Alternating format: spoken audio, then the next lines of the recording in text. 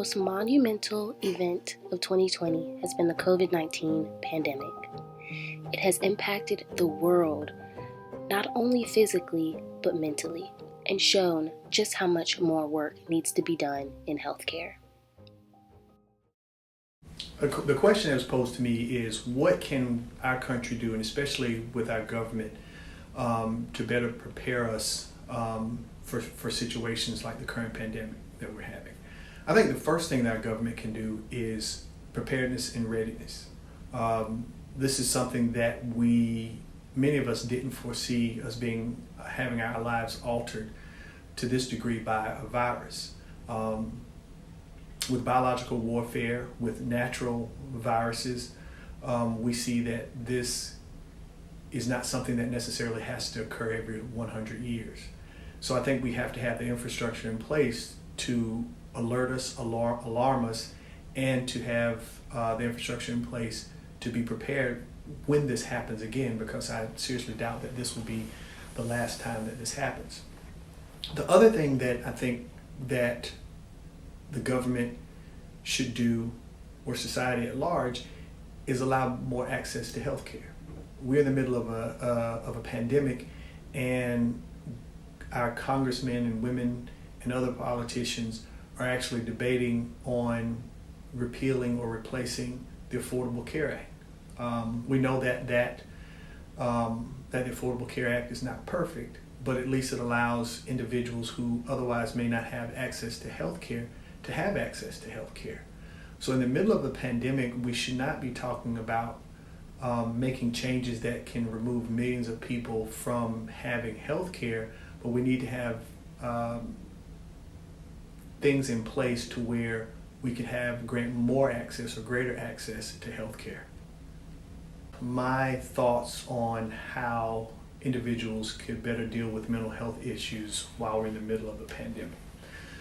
So mental health issues during the current pandemic that we're experiencing is real. Even in my practice, I'm seeing a lot more individuals are coming forward to discuss symptoms that they have, and primarily depression, and we're also seeing some anxiety too.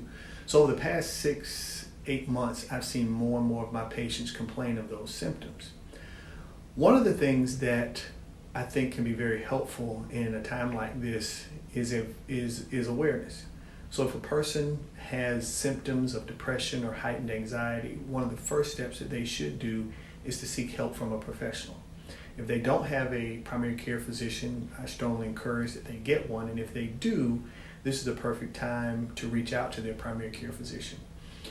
In the middle of a pandemic, sometimes it's hard to have in-office visits, but with our ability to use telemedicine, we can easily connect with our patients and discuss these topics.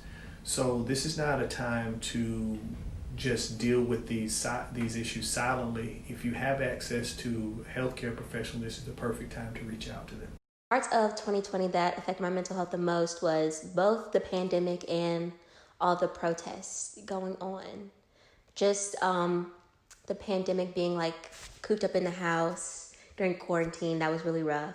And all the protests, it's just been really hard, like seeing my people just go through all of this stuff. And while professional medical help has been vital throughout this pandemic, some have found solace in religious help as well. What advice I would give to persons, young or old, in this particular context, is to rediscover and recover your joy, a playfulness, a freedom, a bit of abandon. I like green. Green is my favorite color. And when I'm outside, and I know we're supposed to be socially distanced, but you don't have to be socially distanced from the environment. You can walk outside. You get outside into God's beautiful creation. You just sit and think about the beauty of this world. There are parks you can walk through. There are nature trails. I'm telling you, you can't be sad if you're walking in the midst of beauty that was here before you got here and will be here when you leave. You get to see that you are part of at this particular point in time, that there's a timelessness about it all. And that God has placed you at this place at this appointed time, and you think about that. I think that all that I went through and all that 2020 has, done to me, it'll help me later in life, and hopefully I can help someone overcome anxiety, depression, whatever they're going through.